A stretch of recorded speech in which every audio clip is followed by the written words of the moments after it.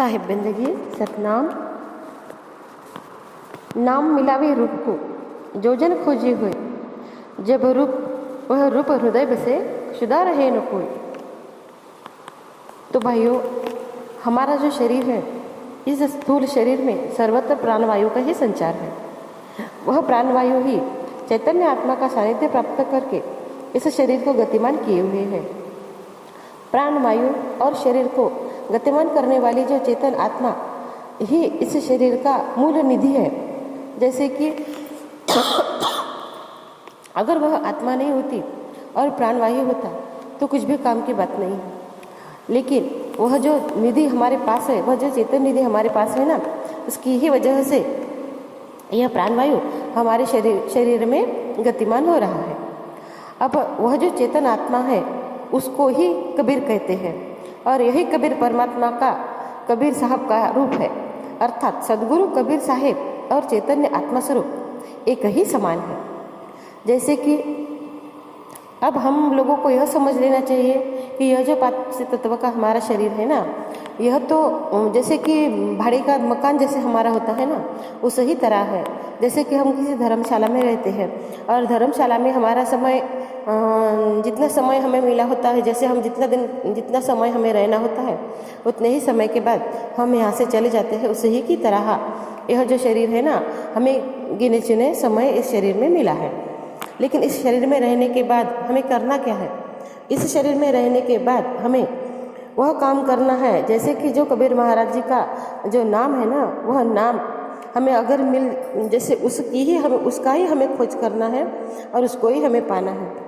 जब वह उस चीज़ को हम पा लेंगे ना, तो हमारी जो क्षुधा है ना, वह पूरी तरह से मिट जाएगी। इस संसार में सत्य ज्ञानाग्नि लाने वाला सदगुरु के सिवा दूसरा कोई भी नहीं है।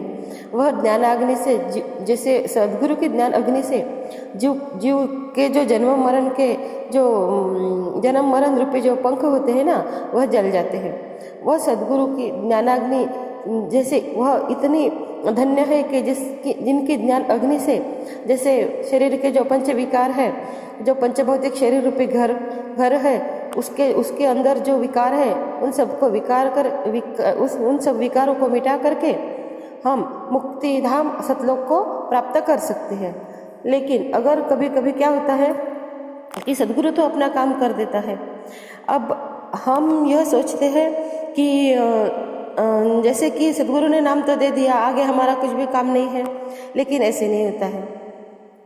सदगुरु ने तो अपना अमृत उपदेश हमें दे दिया है, लेकिन अब उत्तम जमीन जैसे हमारी जो विचार श्रेणी है ना, उस विचार श्रेणी को हम उत्तम रखेंगे और उस विचार श्रेणी को हम अच्छी तरह से सद्विचारों से रोपित करेंगे, तब ही वह जो जमीन है ना, उसमें अमृत रूपी फल लगेगा।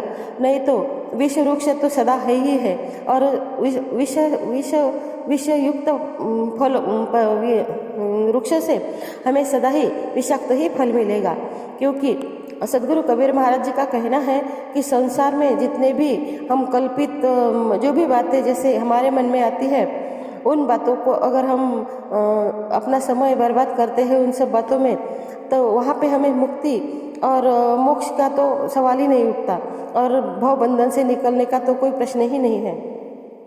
तो ऐसे समय में क्या होता है कि जब सदगुरु ने तो अपना काम कर दिया है, सदगुरु ने तो अपना नाम दे दिया है, और सदगुरु का काम जो था वो तो उन्होंने कर दिया है। लेकिन देखो, जैसे कोई लकड़ी रहती है ना, वह अधजली लकड़ी अगर होती है तो वो जैसे कि हमें जब सदगुरु से नाम मिल जाता है तो हम आधे तो बन जाते हैं, क्योंकि पता तो चल जाता है कि हमें करना क्या है। वैसे ही अगर अधजली लकड़ी होती है ना, अब अधजली लकड़ी को अगर दोबारा से लोहार के घर को जाना पड़ेगा तो लोहार फिर से उसे जलाएगा, और फिर से जलाएगा तो फिर से उसे वही तकलीफ होगी। वैसे ही जब सदगुरु का जैसे क्षुधा मिटाने वाला शब्द हमें मिलने के बाद भी, सदगुरु की ज्ञानाग्नि में हम रहने के बाद भी अगर हम अपनी वासनाओं को अगर जला नहीं पाए, तो सदगुरु की शरणागत होने का कोई फायदा नहीं है। तब तो हम काल पुरुष के हाथ में ही चले जाएंगे, और वह काल पुरुष वो तो गर्भवास की अग्नि में जलाएगा ही जलाएगा। तो ऐसे ही हमारा जीवन समाप्त हो जाएगा।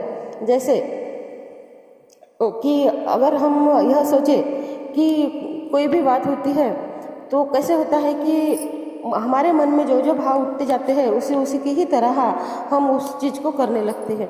लेकिन होता क्या है कि वह जो भी काम हम करते हैं वह कुछ भी काम हमारे काम नहीं आने वाला, और उसमें से कोई भी चीज़ ऐसी नहीं है कि हमारे साथ आने वाली है। हमारे साथ एक ही चीज़ आने वाली है, और वह यह है कि सद्गुरु का साचा नाम। वह नाम से ही हमारे जीवन की सभी क्षुधा मिट सकती है। वह उस नाम को, उस सच्चे स्वरूप को हमें ऊर्ध्वमुखी होकर के ही सदा पा लेना चाहिए और प्राप्त कर लेना चाहिए। और दूसरी बात यह होती है कि जब कबीर जी साहब का हमें वेद मिल जाता है तो हमें आधा न रह करके हमें पूरी तरह से पूरा होने की कोशिश करनी चाहिए। अब जब हम पूरे हो जाएंगे तब ही हम इस रास्ते पर इस रास्ते को पा करके हम दूसरों को वह रास्ता बताने के लायक हो जाएंगे। और जो जैसे सद्गुरु कबीर महाराज जी का कहना है कि किसी भी देह गुरु पर विश्वास न करके जो देही गुरु शब्द के बारे में ही ज्ञान देता है, जो देही गुरु शब्द का ही प्रचार प्रसार कर रहा है, जैसे कि हमारे गुरु जी नितिन साहेब, जो कि जिन्होंने पूरी तरह से देही गुरु को काट करके शब्द गुरु का ही प्रचार प्रसार किया है और कर रहे हैं। तो ऐसे ही आत्मा परमात्मा का ज्ञान श्रेष्ठता व्यक्त करने वाला होता है, और वह ज्ञान सद्गुरु के सच्चे साधक को ही मिलता है, और सद्गुरु का सच्चा साधक ही उस रास्ते पर चलने लगता है। और बाकी की जो बातें हैं उन सब में से निकल करके इन सब बातों में हमें जितना ज़्यादा हम रमेंगे उतना ही ज़्यादा हम इस बात को प्राप्त कर सकते हैं। नहीं तो संसार और परमात्मा, जैसे कि भौतिक संसार और यह परमात्मा दोनों एक जैसे कि हमारे शरीर में ही है, लेकिन हम दोनों को अलग कर सकते हैं।